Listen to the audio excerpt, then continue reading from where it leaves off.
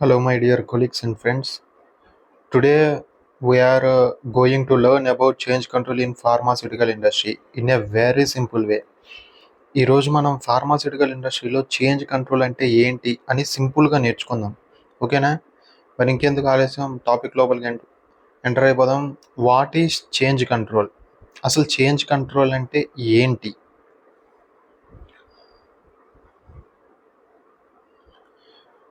Any planned change, permanent, either it is temporary, from an approved process, document, method, equipment, or system is called a change. To record and control such changes, we have a document called change control. ఏదైనా approved process లేదా document, method, equipment లేదా సిస్టంలో అది permanent లేదా temporary changes చేస్తే దానిని change అంటారు. అలాంటి మార్పులను రికార్డ్ చేసి కంట్రోల్ చేయడానికి వాడే డాక్యుమెంట్నే మనం చేంజ్ కంట్రోల్ డాక్యుమెంట్ అనేది అంటాం. చేంజ్ కంట్రోల్ అంటాం. ఇక్కడ అసలు చేంజ్ కంట్రోల్ ఎన్ని టైప్స్ ఉంటాయి?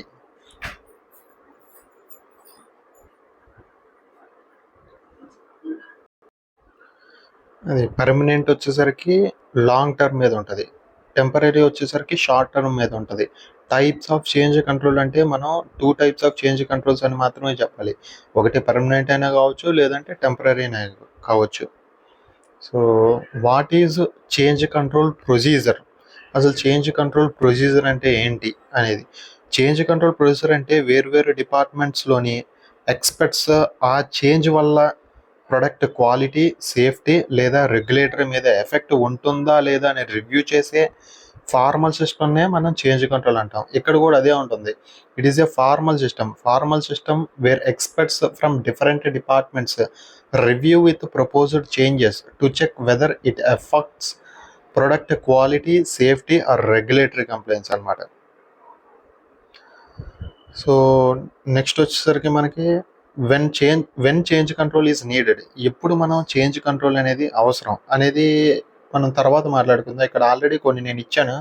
అంటే మ్యానుఫ్యాక్చరింగ్ ప్రాసెస్ అయినా, ఫార్ములేషన్ అంటే మనకి అది వేరే ఏపీఐ రిలేటెడ్ కాదు, ఎక్విప్మెంట్లు ఏదైనా రా మెటీరియల్స్లో అయినా, లేదంటే వాటర్కి సంబంధించిన ఎయిర్, హెచ్విఏసి సిస్టమ్స్, యూటిలిటీలో అయినా, ఎస్ఓపీస్లో అయినా, లేదంటే బీపీఆర్, బిఎంఆర్ ఇలాంటి టైప్ ఆఫ్ డాక్యుమెంట్స్లో అయినా కానీ, బ్యాచ్ సైజు ఇంక్రీజ్ చేసిన, డిక్రీజ్ చేసిన, స్టెబిలిటీ కండిషన్స్ మీద ఎఫెక్ట్ ఏదైనా చూపించిన, లేబుల్ ఏదైనా చేంజ్ చేయాలనుకున్నా, సాఫ్ట్వేరు, కంప్యూటర్ సిస్టమ్ చేంజ్, ఇలాంటి ఏదైనా కానీ మనం చేంజ్ కంట్రోల్ తీసుకొనే మనం నెక్స్ట్ స్టెప్ అనేది ప్రొసీడ్ అవ్వాలన్నమాట. అదే ఇక్కడ చెప్తున్నారు. Step wise change control procedure. ఇక్కడ స్టెప్ వైజ్గా అసలు మనం చేంజ్ కంట్రోల్స్ అనేది ఏంటి అనేది మాట్లాడుకుందాం. మీరు జస్ట్ స్లైడ్ అనేది చూడండి ఫస్ట్. దీని గురించి ఇంకా నేను నెక్స్ట్ స్లైడ్స్లో నేను డీటెయిల్గా అనేది వివరించి మరి చెప్తాను. అంటే ఇనిషియేటర్ ఏం చేస్తున్నారు, డిపార్ట్మెంట్ హెడ్ రివ్యూ పర్సన్స్ ఏం చేస్తున్నారు, క్యూఏ పర్సన్ ఏం చేస్తున్నారు, క్యూఏ కోఆర్డినేటర్ అనే వాళ్ళు ఏం చేస్తున్నారు, ఇవన్నీ నేను ఇన్డెప్త్గా ఇంకా మనం నెక్స్ట్ స్లైడ్స్లో అనేది తెలుసుకుందాము. ఇది నేను జస్ట్ సింపుల్ ఫామ్లో ఇచ్చాను అనమాట. నెక్స్ట్ ఇందులో వచ్చేసరికి మనం చేంజెస్ అనేది ఏ విధంగా కేటగరైజ్ చేస్తామంటే మేజర్ ఆర్ మైనర్ చేంజెస్ అనేవి ఉంటాయి అనమాట. మేజర్ చేంజ్ అంటే ఏంటి, మైనర్ చేంజ్ అంటే ఏంటి, ఈ విధంగా ఉంటుంది అనమాట. ఇది మేజర్ చేంజ్ అంటే ఏం లేదు, ఒక కొంచెం పెద్ద ఇంపాక్ట్ కలిగే చేంజెస్నే మనం మేజర్ చేంజ్ అంటాం. అంటే ఇప్పుడు సపోజ్ న్యూ ఏపీఐ సోర్స్, ఒక కొత్త, ఇప్పుడు మన ప్లాంట్లోకి ఒక కొత్త ఏపీఐ ప్రోడక్ట్ అనేది వచ్చింది అంటే న్యూగా మనం ఇంట్రడ్యూస్ చేస్తున్నాం ఒక యూనిట్లో, అలాంటి వాటిని మనం మేజర్ చేంజ్ అంటాం. లేదంటే ఒక కొత్త ప్రోడక్ట్ అనేది మనం ఇంట్రడ్యూస్ చేస్తున్నాం మన సైట్లో, లేదంటే చేంజ్ ఇన్ ఫార్ములా అంటే సపోజ్ అదే ఏంటది ఆర్ఓఎస్ రూట్ ఆఫ్ అనాలిసిస్లో ఏదైనా చేంజ్ చేసినా కానీ అలాంటి వాటిలన్నిటిని మేజర్ చేంజ్ అంట. అంటే దీనివల్ల ఎంతో కొంత ఇంపాక్ట్ అయితే ఉంటుంది ప్రొడక్ట్ రిలేటెడ్ మీద. అదే మైనర్ చేంజెస్ సరికి దీనివల్ల ఎటువంటి ఇంపాక్ట్ అనేది ఉండదు ప్రొడక్ట్ రిలేటెడ్ ప్రకారంగా. అంటే ఇప్పుడు డాక్యుమెంట్లో ఏదైనా చేంజ్ జరిగితే అది ప్రొడక్ట్ క్వాలిటీ మీద ఇంపాక్ట్ అయితే చూపించదు కదా. అలాంటి వాటి అన్నిటిని మనం మైనర్ చేంజెస్ అంటాం. టైమ్ లైన్స్, ప్రతి చేంజ్ కంట్రోల్కి ఒక సర్టైన్ టైమ్ లైన్ అనేది ఉంటుందన్నమాట. అంటే ఎన్ని డేస్‌కి క్లోజ్ చేయాలి? ఈ చేంజ్ కంట్రోల్ అనేది ఎన్ని డేస్‌లో వరకు మనకి ఎఫెక్టివ్‌లో ఉంటుంది? సో, ఇక్కడొచ్చేసరికి 90 డేస్ అనేది ఇచ్చారు. ఎప్పుడైతే క్యూఏ అప్రూవల్ అయ్యిందో, ఆ డేట్ తర్వాత దగ్గర నుంచి మనకి 90 డేస్ అప్రూవల్ అనేది ఎఫెక్టివ్‌లోకి వస్తుందన్నమాట. QA track all open changes monthly. ఇది మంత్లీ వైజ్‌గా ఒక క్యూఏ కోఆర్డినేటర్ అనేవాళ్ళు ఓపెన్ చేసుకుంటూ ఉంటారు ట్రాకింగ్ పర్పస్ కోసం. అంటే ఇప్పుడు మంత్‌కి ఎన్ని క్లోజ్ అయినాయి, ఎన్ని ఓపెన్‌లో ఉన్నాయి, ఇంకా ప్రెజెంట్ ఎన్ని రన్నింగ్‌లో, ఇవన్నీ మనకి ట్రాక్ వైజ్‌గా మనం మంత్లీ బేసిస్ మీద చూసుకుంటాము. All records are permanently kept in QA custody. ప్రతి ఒక్క రికార్డు ఈ చేంజ్ కంట్రోల్ మీద జరిగిన ప్రతి ఒక్క రికార్డు క్యూఏ కస్టడీ, అంటే క్యూఏ ఆధ్వర్యంలోనే మనకి ఉంటుందని చెప్తున్నారు. యాక్చువల్‌గా ఇక్కడ మనకి QA tracks all permanent all open changes monthly అన్నారు కదా! ఇది యాక్చువల్‌గా మంత్లీ ఉండొచ్చు, లేదంటే కొన్ని కంపెనీలో క్వార్టర్లీ ఉండొచ్చు, హాఫ్ ఇయర్లీ ఉండొచ్చు, ఇయర్లీ ఉండొచ్చు, ఇలా. కంక్లూజన్ వచ్చేసరికి change control is a very important system in pharma to ensure product quality, safety and complains.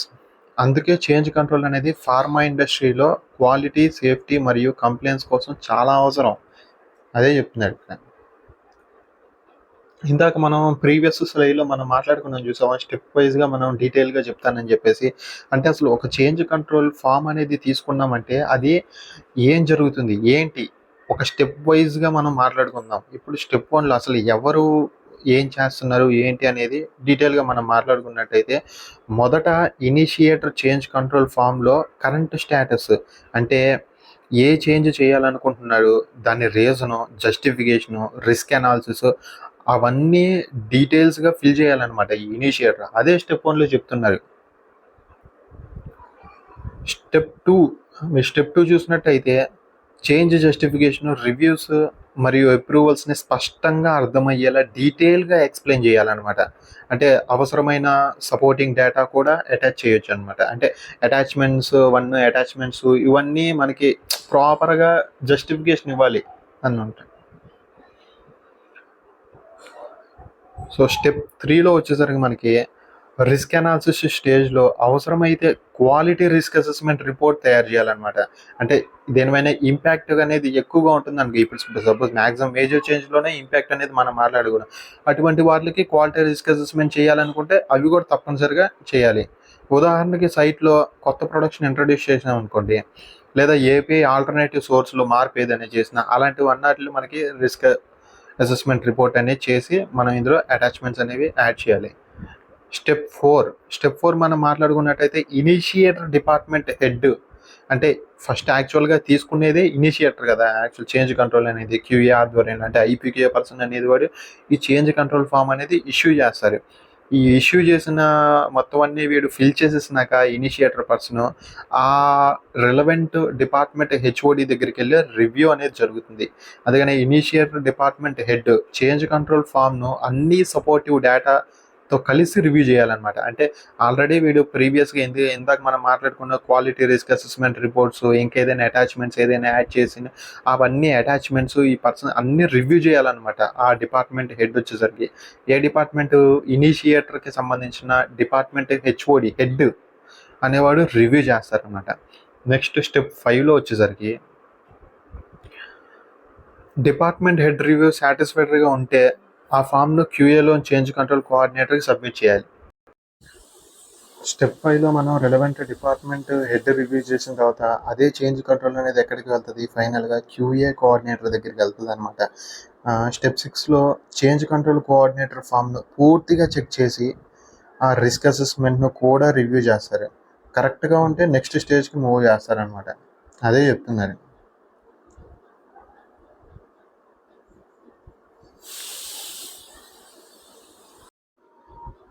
ఫైనల్‌గా క్యూఏ కోఆర్డినేటర్ అనేవాళ్ళు ఉంటారు చూసారా? ఆ క్యూఏ కోఆర్డినేటర్ ఇంపాక్ట్ అసెస్మెంట్ కోసం రివ్యూవర్ డిపార్ట్మెంట్స్‌ని కూడా సెలెక్ట్ చేస్తారు. ఆ తరువాత ఆ చేంజ్‌ను మేజర్ లేదా మైనర్‌గా మనం పరిగణిస్తాం అనమాట. అంటే కేటగరైజ్ చేస్తాం.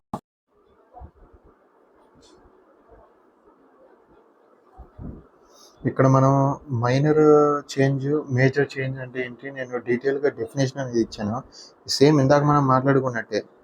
అంటే ప్రొడక్ట్ యొక్క ఐడెంటిటీ, స్ట్రెంగ్త్, క్వాలిటీ, ప్యూరిటీ లేదా పొటెన్సీ మీద పెద్ద ప్రభావం చూపే చేంజ్ను మేజర్ చేంజ్ అంటాం.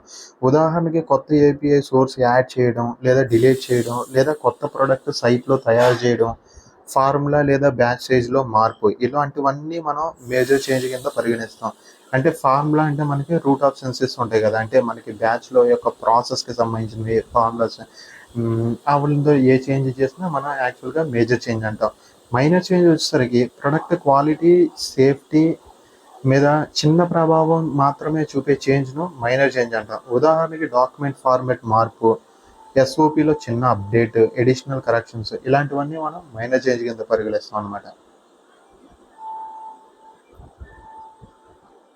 సో ఓకే, క్యూఏ కోఆర్డినేటర్ అనేవాళ్ళు కేటగరైజ్ చేస్తారు అది మేజర్ చేంజా మైనర్ చేంజ్ అని. ఆ తర్వాత అదే చేంజ్ కంట్రోల్ అనేది ఎక్కడికి వెళ్తుంది ఏంటి అంటే క్యూఏ కోఆర్డినేటర్ ఆ తర్వాత ఆ రిలవెంట్ డిపార్ట్మెంట్కి చేంజ్ కంట్రోల్ నెంబర్ అనేది అసైన్ చేస్తారు. అందుకే ఇక్కడ చెప్తున్నా స్టెప్ 8లో వచ్చేసరికి క్యూఏ కోఆర్డినేటర్ ఆ ఫామ్కి ఒక యునిక్ సీరియల్ నెంబర్ అనేది అసైన్ చేస్తారనమాట. చేసి ఆ లాగ్ బుక్ మరియు ఎక్సెల్ షీట్లో అప్డేట్ చేస్తారు. అంటే కొన్ని కంపెనీలో సాఫ్ట్వేర్స్ ఉంటే సాఫ్ట్వేర్లోను, లేదంటే లాగ్ బుక్ మ్యాక్సిమం అంటే లాగ్ బుక్స్ మెయింటైన్ చేసే వాళ్ళు అంటే ఇంకా ఆన్లైన్కి సిస్టమ్ సిజిఎంపిలో రాకుండా ఉండే వాళ్ళకి లాగ్ బుక్స్ మెయింటైన్ చేస్తారు. ఆ లాగ్ బుక్లో ఆ చేంజ్ కంట్రోల్ నెంబర్ అనేది అసైన్ చేసి ఆ తర్వాత మనం ఇస్తాం అనమాట ఆ ఇనిషియేటర్కి. సో స్టెప్ 9 వచ్చేసరికి ఇంపాక్ట్ అసెస్మెంట్ లేదంటే కేటగరైజేషన్ కంప్లీట్ అయ్యాక ఫామ్ ఇనిషియేటర్కి తిరిగి పంపిస్తాం. ఇనిషియేటర్ దాన్ని కన్సర్న్ డిపార్ట్మెంట్స్కి సర్క్యులేట్ చేస్తారు. అదే చెప్తున్నాడు స్టెప్ 8లో, స్టెప్ 9లో చెప్తున్నాం. సో ఫైనల్గా స్టెప్ 10. ఓకే, ప్రీవియస్గా మనం మాట్లాడుకున్నట్టయితే ప్రీవియస్ స్లైడ్లో ఆ ఇనిషియేటర్ అనేవాడు కన్సర్న్ డిపార్ట్మెంట్స్కి సర్క్యులేట్ చేస్తారు కదా. దాని తర్వాత ఏమవుతుంది, అవసరమైతే ఆ ఫామ్ను రెగ్యులేటరీ అఫైర్స్ డిపార్ట్మెంట్కి కూడా పంపిస్తాం. సబ్మిషన్స్ కానీ లేదంటే ఫైలింగ్స్ ఏదైనా చేయాలనుకుంటే, లేదంటే ఫైలింగ్స్ చేసేటప్పుడు దాని మీద ఏమైనా ఇంపాక్ట్ ఉందా అని అసెస్ చేయడానికి ఆర్ఏ కూడా పంపిస్తాం అనమాట. కొన్నిసార్లు ఫామ్ను కస్టమర్ లేదా క్వాలిఫైడ్ పర్సన్కి కూడా పంపించవచ్చు. అంటే అప్రూవల్ కోసం జస్ట్ అంతే. వచ్చిన అప్రూవల్ స్కాన్ కాపీస్ ఈమెయిల్స్ అన్నీ దీనికి జతపరుస్తూ ఉంటాం ఒరిజినల్ ఫామ్కి. అదే చెప్తున్నాడు స్టెప్ 11లో. నెక్స్ట్ అదే చేంజ్ కంట్రోల్ అనేది ఎక్కడికి వెళ్తుంది, డిపార్ట్మెంట్స్ లేదంటే క్వాలిఫైడ్ పర్సన్ లేదా సైట్ అదే మీ site mean subject matter experts, SME అంటే అంటే అంటే ఏంటది క్వాలిఫైడ్ రిప్రజెంటేటివ్ అంటాం కదా, అలాంటి వాళ్ళని మనం ఎస్ఎంఈ అంటాము. డిపార్ట్మెంట్స్ లేదంటే క్వాలిఫైడ్ పర్సన్ లేదా ఎస్ఎంఈ నుంచి వచ్చిన కామెంట్స్ ఫైనల్ అప్రూవల్స్కి ముందు రివ్యూ చేయాలన్నమాట. స్టెప్ 13లో వచ్చేసరికి క్యూఏ కోఆర్డినేటర్ ఫామ్ను హెడ్ క్యూఏకి పంపిస్తాం ఫైనల్ అప్రూవల్ కోసం. అంటే ఇప్పటి వరకు జరిగిందంతా సర్క్యులేషన్ అవుతుంది. అంటే దానికి సంబంధించిన ఇంపాక్ట్ అసెస్మెంట్స్, రిస్క్ అసెస్మెంట్స్ ఇవన్నీ చేసి రివ్యూ చేసి సర్క్యులేట్ చేసుకొని కేటగరైజేషన్ కంప్లీట్ అయిపోయినాక ఫైనల్గా క్యూఏ అప్రూవల్కి వెళ్తుంది అనమాట.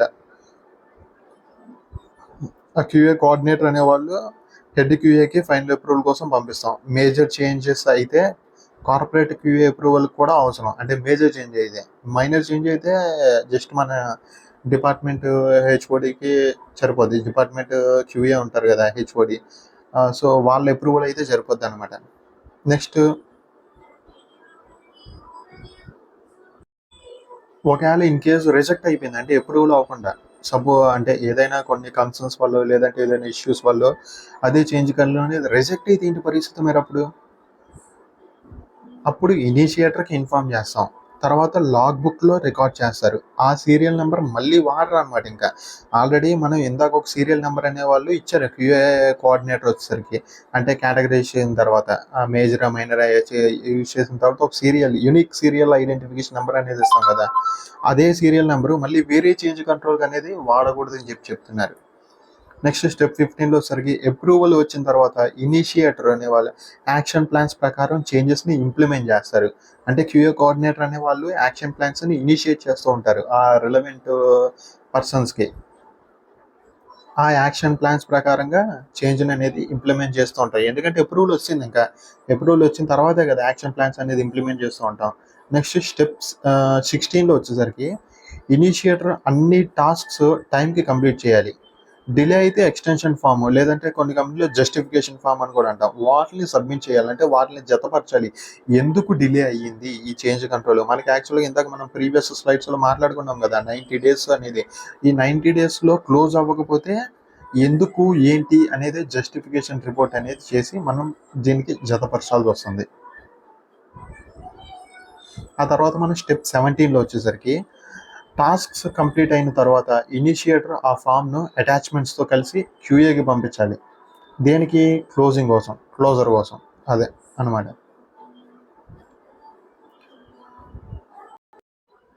సో ఫైనల్గా క్లోజర్కి వచ్చింది, క్యూఏ కోఆర్డినేటర్ దగ్గరికి వచ్చింది. స్టెప్ 18లో ఏం చేస్తాం మనం? అదే చేంజ్ కావాలని ఎక్కడికి సర్క్యులేట్ అవుతుంది? క్యూఏ అన్ని యాక్టివిటీస్ కంప్లీట్ అయ్యాయి అని చెక్ చేసి లాగ్ బుక్ మరియు ఎక్సెల్ షీట్లో అప్డేట్ చేసి చేంజ్ కంట్రోల్ను అఫీషియల్గా క్లోజ్ చేస్తాం అనమాట. ఇక్కడ అంటే జస్ట్ నార్మల్గా కాకుండా ఇంతకు మరి లాగ్ బుక్లో మరి మనం ప్రతిదీ రాసాం కదా, చేంజ్ కంట్రోల్ ఎప్పుడు తీసుకున్నారు, ఇనిషియేటర్కి ఎప్పుడు పంపించాము, ఏంటి యూనిక్ సీరియల్ ఐడెంటిఫికేషన్ నెంబరు, ఇవన్నీ పంపించాం కదా. అక్కడే మనకి క్లోజింగ్ అనేది ఒక కాలం ఉంటుంది. సో అందులో కూడా డేటా అనేది ఎంట్రీ ఇచ్చేసి ఆ తర్వాత ఎక్సెల్ షీట్లో అయితే ఎక్సెల్, లేదంటే ఆన్లైన్ అప్లికేషన్ అంటే ఆన్లైన్ అప్లికేషన్స్లోనే వీటిలోనూ ఇచ్చి ఆ తర్వాత మనం అఫీషియల్గా అనేది ఒక క్లోజ్ చేస్తామని చెప్తున్నారు. తర్వాత స్టెప్ 19లో వచ్చేసరికి ఇందాక సేమ్ మనం మాట్లాడుకున్నట్టు క్యూఏ కోఆర్డినేటర్ ఉన్నారు కదా, ప్రతి నెల ఓపెన్ చేంజెస్ ట్రాక్ చేస్తుంది. మరియు చేంజ్ కంట్రోల్ ఫామ్స్ అన్నీ 90 డేస్ అంటే 90 రోజుల్లోపు క్లోజ్ కావాలి. లేదనుకో ఇందాక మనం మాట్లాడుకున్నాం కదా 90 రోజుల్లో ప్రతి చేంజ్ కంట్రోల్ క్లోజ్ అయిపోవాలి. అంటే ఇది ఇక్కడ ఒక సెట్ ఆఫ్ ఇన్స్ట్రక్షన్ అనమాట. ఒకవేళ క్లోజ్ అవ్వకపోతే సేమ్ ఇందాక మాట్లాడుకున్నట్టయితే జస్టిఫికేషన్ రిపోర్ట్, లేదంటే ఎక్స్టెన్షన్ ఫామ్, ఇవి తీసుకోవాల్సి వస్తుంది అన్నమాట. ఫైనల్గా మనకి ఇంకేంటి, ఇంకా నెక్స్ట్ అంటే ఎక్కడికి వెళ్తుంది అంటే స్టెప్ 20లో క్లోజ్డ్ ఫామ్స్ అంటే క్యూఏ దగ్గర పర్మనెంట్గా రిటైన్ చేస్తారనమాట. అంటే ఈ ఎక్కడ ఉంటాయి ఈ చేంజ్ కంట్రోల్స్ ఫైనల్గా క్యూఏ దగ్గరికి వస్తాయి ఆర్కైవ్లో పెట్టడానికి, లేదంటే ఇంకెక్కడో పెట్టరు. క్యూఏ ఆధ్వర్యంలో మాత్రమే ప్రతి ఒక్క చేంజ్ కంట్రోల్ అనేది ఉండాలి అని చెప్తున్నారు. కొత్త ప్రోడక్ట్ సైట్లో ఇంట్రొడ్యూస్ చేస్తే టైం లైన్స్ వేరుగా ఉండవచ్చు. ఒకవేళ అంటే కొత్త ప్రోడక్ట్ ఏదైనా వస్తే మాత్రం టైం లైన్స్ ఒక్కొక్కసారి మారుతూ ఉంటాయి అన్నమాట. సో ప్రస్తుతానికి ఇక్కడ వరకు మీకు క్లియర్గానే అర్థమైంది కదా. సో నెక్స్ట్ వచ్చేసరికి మనకి నేను ఒక చేంజ్ కంట్రోల్ ఫామ్ అనేది టెంప్లెట్ అసలు ఎలాగుంటుంది, ఏంటి ఫార్మా ఇండస్ట్రియల్ అనేది మీకు చూపిస్తాను. ఇది యాక్చువల్గా చేంజ్ కంట్రోల్ ఫామ్. ఒకసారి నేను జూమ్ చేసి చూపిస్తున్నాను, మీకు క్లియర్గా ఉండకపోవచ్చు. లేదు చేంజ్ కంట్రోల్ ఫామ్ టెంప్లెట్ ఒకసారి కావాలి అనుకుంటే నేను డిస్క్రిప్షన్లో కూడా ప్రొవైడ్ చేస్తాను అనమాట లింక్. ఇది చేంజ్ కంట్రోల్ ఫామ్ ఈ ప్యాటర్న్లో ఉంటుంది. సేమ్ మనం ఇందాక స్టెప్ వైజ్గా మాట్లాడుకున్నాం చూసావా. స్టెప్ 1లో ఏంటి, మనం ఇందాక యాక్చువల్ ఇనిషియేటర్ చేయాల్సిన పనులన్నీ ఇక్కడ ప్రపోజల్ ఆఫ్ చేంజ్ అంటే to be filled by initiator అని చూసారా ఇక్కడ. అంటే ఇనిషియేటరే వాళ్ళ నేము, వాళ్ళ డిపార్ట్మెంట్, వాళ్ళ లొకేషన్, వాళ్ళ సైటు, ఏ బ్లాక్ ఏంటి అలానే అన్నీ చేంజ్ రాయాలి. చేంజ్ డిస్క్రిప్షన్ అంటే షార్ట్ డిస్క్రిప్షన్ అంటే అసలు ఎందుకు చేస్తున్నాం ఈ చేంజ్, ఏదైనా ఎక్విప్మెంట్ చేంజ్ చేస్తున్నామా, లేదంటే ఫామ్లో ఏదైనా చేంజ్ చేస్తున్నామా, లేదంటే ఇంకేదైనా చేంజ్ చేస్తున్నామా, ఇవన్నీ చూసుకోవాలి. ఫస్ట్ టిక్ మార్క్ పెట్టాలి, టెంపరేచర్ చేంజ్ అది పర్మనెంట్ చేంజ్ అని చెప్పేసి. ఆ తర్వాత ప్రొడక్ట్ మెటీరియల్, ఆ ప్రొడక్ట్ పేరేంటి, దాని యొక్క మెటీరియల్ పేరేంటి, అంటే అది లాంబోర్గినా, లేదంటే లెవెట్రోసెటమా, లేదంటే ఇంకేదైనా ప్రొడక్టా, ఏదో ఒకటి ఫినిష్డ్ ప్రోడక్ట్ ఫినిష్డ్, లేదంటే ఇంటర్మీడియట్స్ అయితే ఇంటర్మీడియట్స్ చాలా క్లియర్గా అనేది రాయాలి. ఇక్కడ బ్యాచ్ నెంబర్ అని కూడా ఉంది. బ్యాచ్ నెంబర్ అయితే పలానా బ్యాచ్ నెంబర్లో ఏదంటే లేదంటే నాట్ అప్లికబుల్ పెట్టేయడమే. తర్వాత ఆ స్కోపు, మార్కెట్, ఇవన్నీ రిక్వైర్మెంట్స్. ఒకవేళ రిక్వైర్మెంట్ ఉన్నట్టే ఖచ్చితంగా అక్కడ మనం రాయాల్సి వస్తుంది. తర్వాత టైప్స్ ఆఫ్ చేంజ్ అంటే ఇది ఇప్పుడు మనం ఒక చేంజ్ తీసుకున్నాం అనుకోండి, అది దేని రిలేటెడ్, ఫెసిలిటీ రిలేటెడా? ఫెసిలిటీ అయితే డాక్యుమెంట్ మీద టిక్ మార్క్. ఇప్పుడు యూటిలిటీ ప్రకారంగా మనం కొన్ని ఇన్స్టాలేషన్ చేద్దాం అనుకున్నాం, అది ఫెసిలిటీ రిలేటెడ్, అలాంటివన్నీ ఇందులోకి వస్తాయి. లేదంటే డాక్యుమెంట్ రిలేటెడా, లేదంటే మెటీరియల్ రిలేటెడా, లేదంటే ఫార్ములేషన్ రిలేటెడా, లేదంటే ఎక్విప్మెంట్ రిలేటెడా, అది కాకుండా ఇంకేదైనా అనుకుంటే మనం అదర్స్లో పెట్టడమే. కరెంట్ స్టేటస్ అసలు ఏంటి, ప్రజెంట్ మనం ఉండే పొజిషన్ ఏంటి, అంటే ప్రతిదీ మనం అక్కడ రాయాలి. ఆ తర్వాత ప్రపోజ్డ్ చేంజ్, ఇందాక మనం డిస్క్రిప్షన్ రాసాం కదా, ప్రపోజ్డ్ చేంజ్ రాయాలి. లేదంటే యాక్చువల్ చేంజెస్ అయితే యాక్చువల్, కరెంట్ స్టేటస్ అంటే యాక్చువల్ ప్రెజెంట్ అసలు ఏం పొజిషన్ అని రాయాలి. తర్వాత రీజన్, జస్టిఫికేషన్ ఫర్ చేంజ్, అంటే అసలు ఎందుకు తీసుకుంటున్నాం, ఏంటి ఈ చేంజ్ అనేది మనకి ఇక్కడ రాయాలన్నమాట. దీనికి సంబంధించిన సపోర్టింగ్ డేటా ఏమైనా ఉంటే ఆ సపోర్టింగ్ కూడా మనం పెట్టుకోవచ్చు అనమాట. నాతో స్టెప్ టూ అంటే ఇక్కడ అసెస్మెంట్ ఫర్ ఈ చేంజ్ అని ఉంది కదా, ఇది కూడా మనం ఇనిషియేటర్ పే చేసుకోవాలి. ఇందాక మనం మాట్లాడుకున్నాం కదా ఫెసిలిటీ రిలేటెడ్ ఏమైనా ఉంటే, ఫెసిలిటీలో కొన్ని పాయింట్స్ అనేది ఇచ్చారు. అంటే మోడిఫికేషన్స్ ఏదైనా, లేదంటే రెన్యూవల్ ఏదైనా చేయాలన్నా, డిజైన్ అంటే కన్స్ట్రక్షన్ ఏదైనా చేయాలన్నా, లేఅవుట్, క్వాలిఫికేషన్, ఇలాంటివన్నీ మనకి ఫెసిలిటీ రిలేటెడ్. డాక్యుమెంటెడ్గా మనం మాట్లాడుకున్నట్టయితే అది SOPs, formats, master list, SMF, site master file, లేదంటే వాలిడేషన్ మాస్టర్ ప్లాన్, లేదంటే MFR, BMR, batch manufacturing record, master formula records, లేదంటే మాస్టర్ ప్రొడక్షన్ రికార్డ్స్, లేదంటే బ్యాచ్ ప్రొడక్షన్ రికార్డ్స్, లేదంటే స్పెసిఫికేషన్గా ప్రకారంగా, అంటే ప్రోటోకాల్స్, టెస్ట్ ప్రోటోకాల్స్ ఉంటాయి, ఎస్టీపీస్ అంట, వాటిలో ఏదైనా చేంజ్ అయినా, ట్రైనింగ్స్ ప్రకారంగా ఏదైనా చేంజ్ చేయాలనుకున్నా, స్టెబిలిటీ ప్రోటోకాల్కి సంబంధించిన ఏదైనా చేయాలనుకున్నా, ఇవన్నీ డాక్యుమెంట్ రిలేటెడ్. మనకి యాక్చువల్గా రెస్పెక్టివ్ కాలం అనేది ఇచ్చారు కదా, అక్కడ మనం ప్రతిదీ రాయాలి అనమాట. సో మనకి నెక్స్ట్ స్లైడ్లో వచ్చేసరికి ఏంటి, మనకి ఇంకా ఏమేమి ఇచ్చాడు, మెటీరియల్ రిలేటెడ్ అయితే ఒక కొత్త వెండర్ ఏదైనా వచ్చినా, లేదంటే అడిషనల్గా మ్యానుఫ్యాక్చరింగ్ సైట్ చేసుకున్నా, లేదంటే ఐటెం కోడ్ జనరేషన్, అంటే మనకి ఆర్ఎంకి రా మెటీరియల్స్కి సంబంధించిన ఇప్పుడు ఒక కొత్త రా మెటీరియల్ అనేది వచ్చింది, మరి దానికి సంబంధించిన కోడ్స్ అనేవి మనకి జనరేట్ చేస్తూ ఉంటాం. అటువంటి వాటికి, లేదంటే ఆర్ట్ వర్క్ అంటే పిఎండ్ఐడీలు కానీ ఇవి కానీ అలాంటి వాటిలో. నెక్స్ట్ అప్రూవ్డ్ వెండర్ లిస్ట్లో ఏదైనా మార్పులు చేయాలనుకున్నా, స్పెసిఫికేషన్కి సంబంధించిన మార్పులు ఏదైనా చేయాలనుకున్నా, అంటే మెథడ్ ఆఫ్ అనాలిసిస్కి సంబంధించిన ఏదైనా మార్పులు ప్రతిదీ ఇది మెటీరియల్ రిలేటెడ్గా వస్తుంది. అలాంటి వాటికి అయితే మనం ఈ ప్రజెంట్ రెలవెంట్ కాలమ్స్లో మనకి రాయాలన్నమాట. ఫార్ములేషన్ అన్నాం అంటే ప్రాసెస్ ప్రకారంగా, ప్యాకింగ్ వ్యాలిడేషన్ ప్రకారంగా, క్లీనింగ్ వ్యాలిడేషన్ ప్రకారంగా, లేదంటే హోల్ టైమ్ స్టడీస్లో మనకి dirty equipment hold time studies, లేదంటే cleaning equipment hold time studies, అలాంటి వాటిల్లో, లేదంటే స్టెబిలిటీ రిలేటెడ్ వాటిలో ఎలాంటి మార్పులు చేసినా అది ఫార్ములేషన్ ప్రకారంగా వస్తుంది అనమాట. నెక్స్ట్ 2.5లో మన ఎక్విప్మెంట్ అండ్ ఇన్స్ట్రుమెంట్, అంటే ఇందులో ఏమేమి ఉంటాయి, మనకి ఒక కొత్త ఎక్విప్మెంట్ ఏదైనా వచ్చినా, లేదంటే ఉన్న ఎక్విప్మెంట్ మనం చిన్నగా ఏదైనా మోడిఫికేషన్ చేసినా కానీ, లేదంటే క్వాలిఫికేషన్ ప్రకారంగా అంటే DQ, IQ, OQ, PQ, FAT ఇలాంటివి ఉంటాయి కదా, అటువంటి వాటికి ఏదైనా చేయాలనుకున్నా, లేదంటే ఎక్విప్మెంట్ ఐడెంటిఫికేషన్, అంటే ఒక కొత్త ఎక్విప్మెంట్ కనుకో యాక్చువల్గా ఐడి నెంబర్ కూడా జనరేట్ చేస్తాం దానికి సంబంధించిన స్టెప్ ఆఫ్ ప్రొసీజర్ని బేస్ చేసుకొని. నెక్స్ట్ క్యాలిబ్రేషన్ ఏదైనా చేయాలనుకున్నా, లేదంటే ప్రివెంటివ్ మెయింటెనెన్స్ షెడ్యూల్స్ ఏదైనా మార్పులు ఏదైనా చేద్దాం అనుకున్నా, క్లీనింగ్ వ్యాలిడేషన్కి సంబంధించిన ఏదైనా మార్పులు చేద్దాం అనుకున్నా, అవన్నీ ఎక్విప్మెంట్ రిలేటెడ్గా వస్తాయి అనమాట. లేదు ఇది అంతా కాకుండా అదర్గా ఏదైనా ఉంటే అనుకుంటే అది 2.6లో మనం బ్రీఫ్గా రాయాల్సి వస్తుంది అనమాట. నెక్స్ట్ అంతా ఓకే, మనం ప్రతిదీ రాసాము. తర్వాత రిస్క్ అనాలిసిస్ ఆఫ్ చేంజ్, అంటే దాని యొక్క రిస్క్ ఏంటి, అంటే దాని యొక్క ఇంపాక్ట్ అని బేస్ చేసుకొని మనం రిస్క్ అనేది అనాలిసిస్ చేస్తూ ఉంటాం అనమాట. ఆ అడిషనల్ సీట్స్ అటాచ్డ్, లేదంటే ఈ రిస్క్ అనాలిసిస్ ఎలాగో మనకి 2 లైన్స్ ఇచ్చారు, ఒకవేళ సరిపోతే మనం షీట్స్ అనేది జతపరుస్తూ ఉంటాం అనమాట. తర్వాత ఇనిషియేటర్ సైన్, డేటు, డిపార్ట్మెంట్ యొక్క, ఇప్పుడు మనం ఏదైతే ఇవన్నీ చేస్తామో ఆ రిలవెంట్ డిపార్ట్మెంట్ హెడ్ వచ్చేసరికి ప్రతి రివ్యూ చేసి ఆ తర్వాత సైన్ చేస్తానమాట. తర్వాత ఫైనల్గా ఎక్కడికి సర్క్యులేట్ అవుతుంది, ఇది చేంజ్ కంట్రోల్ క్యూఏ కోఆర్డినేటర్ దగ్గరికి చేంజ్ అవుతుంది. అదే మనం 3వ భాగంలో మనం మాట్లాడుకున్నట్టయితే మొత్తం అంతా ఈ క్యూఏ కోఆర్డినేటర్ కూడా రివ్యూ చేసి ఆ change major change, minor change అనేది టిక్ మార్క్ చేసి ఫైనల్గా కేటగరైజ్ చేస్తారు. ఇక్కడ 3.1లో ఇంపాక్ట్ అసెస్మెంట్ రిక్వైర్డ్, దీనికి ఏదైనా ఓకే, ఇది మేజర్ మైనర్ కేటగరైజ్ చేసాం, దానికి సంబంధించిన ఇంపాక్ట్ అసెస్మెంట్స్ ఏమేమి ఉంటాయి, ఏంటి మనకి ఎక్కడెక్కడ చూసుకుంటాం అవన్నీ మనం టిక్ మార్క్స్ పెట్టుకొని ఆ తర్వాత ప్రొవైడ్ చేస్తూ ఉంటాం. చేంజ్ కంట్రోల్ కోఆర్డినేట్, ఎవరైతే ఈ కేటగరైజ్ చేశారో మేజర్ మైనర్ దీనికి సంబంధించిన వాళ్ళ నేము, సైను, డేటు ఇవన్నీ ప్రతిదీ ఇస్తామన్నమాట. ఆ తర్వాత ఇంపాక్ట్ అసెస్మెంట్స్, ఇది ఎవరు రివ్యూ చేస్తారనమాట, to be filled by the reviewer identified in above table. ఇక్కడ అది అంటే ఇనిషియేటర్కి సంబంధించిన రివ్యూవర్స్ ఉంటారు అదే డిపార్ట్మెంట్లో, వాళ్ళు చేసుకుంటారు అనమాట, ఇది యాక్సెప్టబులా నాట్ యాక్సెప్టబులా అని చెప్పేసి. ఆ తర్వాత రివ్యూవర్ నేము సేమ్ యాస్టీస్గా నేము, సైను, డేటు, తర్వాత రెగ్యులేటరీ అప్రూవల్స్, లేదంటే కస్టమర్ లేదంటే క్వాలిఫైడ్ పర్సన్స్ అప్రూవల్స్,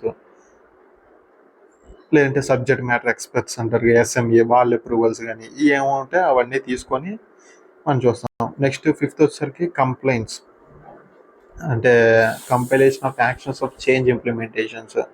ఇది క్యూఏ కోఆర్డినేటర్ అనే వాళ్ళు ఫిల్ చేస్తూ ఉంటారు అనమాట, అంటే ఈ రివ్యూ చేసుకొని. ఇది నేను ఈ టెంప్లెట్ మీకు ఏమైనా కావాలనుకుంటే చెప్పండి, నేను డిస్క్రిప్షన్లో కూడా ప్రొవైడ్ చేస్తాను. అంటే ఇది కొంచెం కలర్గా లేదు కదా, జూమ్ చేసుకుంటే కొంచెం క్లియర్గా ఉండకపోవచ్చు. సో ఫైనల్గా ఇంకా క్లోజ్ చేసేస్తాం అనమాట. ఇంకా అందరిది సైన్స్ తీసుకొని క్లోజ్ చేస్తాం. ఎప్పుడు వితిన్ 90 డేస్లో.